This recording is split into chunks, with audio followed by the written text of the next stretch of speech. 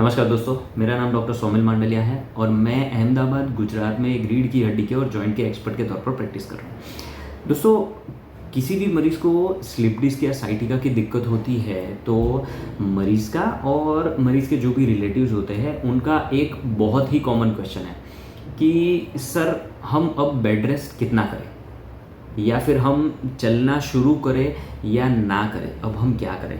तो ये बहुत कॉमन क्वेश्चन है। इसके बारे में मैं थोड़ी जानकारी आपको देना चाहता हूँ, क्योंकि देखिए, सबसे पहले तो आप ये समझिए कि साइटिका में कोई भी मरीज़ को अनबेरेबल पेन होता है। मतलब कि ऐसे कमर से लेके अंगूठे तक, पैर की उंगलियों तक एकदम शार्प शूटिंग पेन होता है, पैर में झुनझुनी होती है, पैर भारी हो जाए, ऐसी दिक्कतें हो सकती है। अब इसमें बेड रेस्ट की एडवाइस दी जाना ये बहुत ही कॉमन है। मैं आपको ये बताता हूँ कि इसकी साइड इफ़ेक्ट्स क्या है और दूसरा कि चलने के बेनिफिट्स क्या है, और चलना है तो मैं उसकी 3-4 टिप्स दूंगा, वो आप फॉलो कर सकते हैं। सबसे पहले कि अगर आपको स्लिप डिस्क या साइटिका हुआ है, आप कंप्लीट बेड रेस्ट रखेंगे तो जो भी आपके मसल्स हैं ये स्टिफ हो जाएंगे। दूसरा कि वहाँ पर जो सूजन आई हुई है स्लिप डिस्क के कारण, मसल में, नस में जो सूजन आती है, ये सूजन कम होने के चांसेस बहुत ही डिले हो जाते हैं। मतलब कि आपको जो सूजन एक्चुअली में कम हो जानी चाहिए हफ्ते 10 दिन में, वो आप बेड रेस्ट रखेंगे तो 15-20 दिन और चलेगी। तीसरा कि आप नहीं चलेंगे तो एक तरह से आपका मूड भी अच्छा नहीं रहेगा। Psychological disturbance long term bed rest रखते हैं इन मरीज़ में बहुत ही कॉमन है। तो मैं अब आपको ये जो बेनिफिट्स है चलने के, साइटिका के मरीज़ के लिए चलने के बेनिफिट्स, ये आपको बताता हूँ। सबसे पहले तो आप जब भी चलना शुरू करेंगे ना, तो भले ही आप धीरे धीरे चल पाए, लेकिन आप चलना शुरू करेंगे तो वहाँ जो भी मसल्स है, कमर में हमारे मसल्स है, इनका ब्लड फ्लो बढ़ता है। ब्लड फ्लो बढ़ता है तो उसमें सूजन कम होती जाती है, और ये बहुत ही अच्छा रहता है आपके स्लिप डिस्क या साइटिका की रिकवरी के लिए। दूसरा कि आप चलना शुरू करेंगे तो एक हैप्पी हार्मोन्स कहते हैं जो एंडोर्फिन्स होते हैं, ये एंडोर्फिन्स रिलीज होते हैं हमारे बॉडी में, और ये एक्चुअली में नेचुरल पेन किलर्स है। ये हमारा पेन बहुत ही जल्दी कम करते हैं।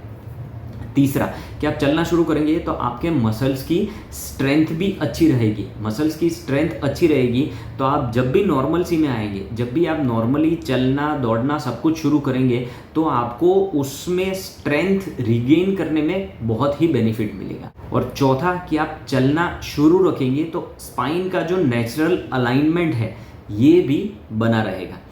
अब आप चलना शुरू करते हैं तो उसके लिए 3-4 टिप्स। सबसे पहले आप जब भी चलना शुरू करें तो ऐसा नहीं है कि अब मुझे किसी ने चलने के लिए बोल दिया तो आज तो मैं आधा घंटा चल ही लूँगा, ऐसा नहीं होता है। आप अगर 10 मिनट चल पाते हैं तो 10 मिनट चलिए, 10 मिनट के बाद आप रेस्ट करिए, 15-20 मिनट बैठिए, ठीक हो जाता है, अच्छा लगता है तो आप 10 मिनट वापस से चलिए। ऐसा दिन में 2-3 बार आप कर सकते हैं। दूसरा, आपको ऐसा लगता है कि 2 मिनट ही चल पाएंगे तो वो भी बहुत है, इसमें कोई दिक्कत नहीं है। तीसरा, आप जब भी चलना शुरू करें तो आपके शूज़ जो है वो सॉफ्ट सोल वाले होने चाहिए। मतलब कि जो गादी जो है शूज़ की, ये एकदम सॉफ्ट होनी चाहिए तो आपको जर्क कम आएंगे। चौथा, आपको दौड़ना नहीं है, ऐसी कोई भी एक्टिविटी नहीं करनी है कि जिसमें जर्क लगे, क्योंकि जर्क लगेगा तो स्लिप डिस्क की दिक्कत बढ़ सकती है।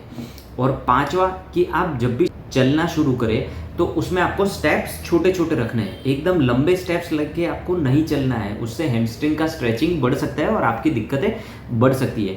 तो ये कॉमन टिप्स है, जब भी आपको स्लिप डिस्क या साइटिका की दिक्कत है उसमें आप चल कैसे सकते हैं।